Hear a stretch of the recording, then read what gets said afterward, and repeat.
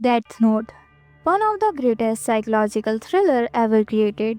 Death Note is a story about fate, mind, strategy and the battle between power and justice. और आज हम इसी death note के मेरे फेवरेट एपिसोड के कुछ सीन्स के बारे में बात करेंगे, जो कि बाकी एपिसोड से खास है। खास इसलिए क्योंकि जिन सीन्स के बारे में हम बात करेंगे वो मांगा में है ही नहीं। एंड इफ़ अगर आपने डेथ नोट देखा होगा तो आपको पता ही होगा इसमें कितने सारे बाइबल रेफरेंसेस हैं, और कुछ बाइबल रेफरेंसेस के बारे में आज हम इस वीडियो में बात करेंगे। सो वीडियो स्टार्ट करने से पहले नमस्ते everyone, I am race and you are watching the race verse. Death Note episode 25, the bell terrace scene, L silent farewell. Scene के स्टार्टिंग में एल अकेले टेरेस पर बारिश में भीग रहा होता है। एल आसमान की तरफ देख रहा होता है और चारों ओर बारिश होने के बावजूद भी मानो एक अजीब सी शांति थी। लाइट एल को ढूंढते ढूंढते टेरेस पर आ जाता है और वो एल के पास जाकर उससे पूछता है, तुम यहाँ क्या कर रहे हो? यहाँ पर एल लाइट से कुछ ऐसा कहता है जो लाइट और हम ऑडियंस को सोचने पर मजबूर कर देता है। यहाँ पर आगे एल लाइट से कहता है, can you hear the bell? Light कहता है, अ बेल? रियोजाकी कहता है, हाँ बेल। बेल की आवाज़ आज कुछ ज़्यादा ही असामान्य और तेज़ है। लाइट कहता है, पर मैं तो कुछ नहीं सुन पा रहा। एल कहता है, सच में क्या तुम कुछ नहीं सुन पा रहे? बेल की आवाज़ आज पूरे दिन से बिना रुके बजती जा रही है, जो कि बहुत ज़्यादा डिस्ट्रैक्टिंग है। मैं सोचता हूँ कि क्या ये एक चर्च है या शायद किसी की शादी या किसी की मौत का मातम। पूरे सीन में सबसे ज़्यादा सिग्निफिकेंट अगर कोई चीज़ है तो वो है बेल। बेल के बजने का क्रिश्चियनिटी में हमेशा से एक गहरा महत्व रहा है। क्रिश्चियनिटी में अक्सर बेल के बजने को मृत्यु, बदलाव और डिवाइन जजमेंट से जोड़ा जाता है। यहाँ पर बेल की आवाज़ हमें ये संकेत देती है कि आत्मा का वास्तविक और नश्वर दुनिया से जाने का समय आ गया है, और ये आवाज़ वास्तविक दुनिया को छोड़ के जाने से पहले एक अंतिम विदाई है। असल में एल बेल की आवाज़ वास्तविक और नश्वर दुनिया में नहीं बल्कि अपने आप में ही सुन रहा था। The sound of bell, it is the sound of his own demise and the echoes of his silent acceptance of his own death. आगे बढ़कर युजाकी लाइट से पूछता है, Have you ever told a lie in your life? And after this scene, there were a great silence. ये scene कुछ न कहकर भी मानो बहुत कुछ कह जाता है। And to be honest, I really wanna appreciate this scene. यहाँ पर साउंड का कट होना कहीं ना कहीं रिजेंबल करता है हार्ट बीट का रुक जाना। Tell me, Light, from the moment you were born, has there ever been a point where you've actually told the truth?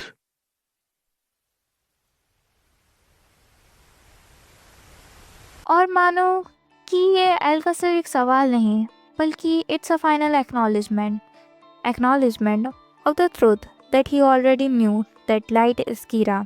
और यहाँ पर लाइट को भी समझ में आ जाता है कि एल को पता है कि वो ही कीरा है, बट वो कुछ कर नहीं सकता।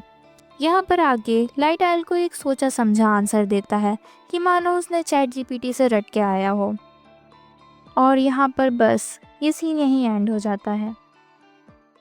And now, Al and Light stare scene resemblance of Judas and Jesus Christ washing the disciples' feet.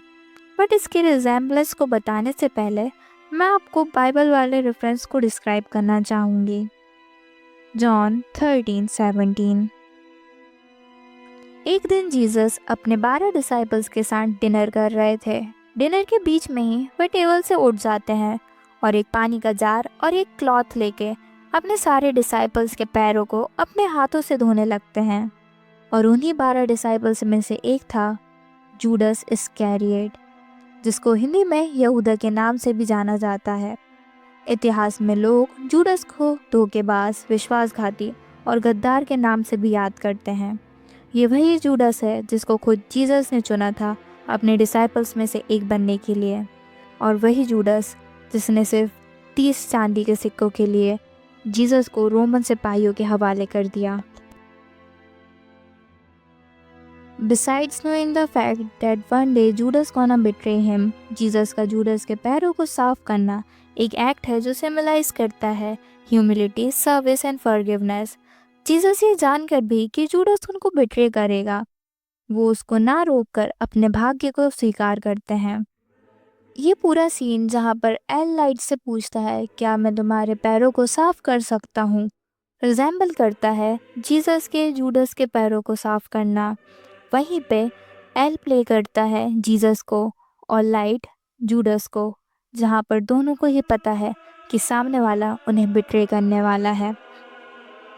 अब मैं वो दो साइड लाइंस को भी हाईलाइट करना चाहूँगी जो जीसस ने अपने 12 डिसाइपल से और एल ने लाइट से कही थी।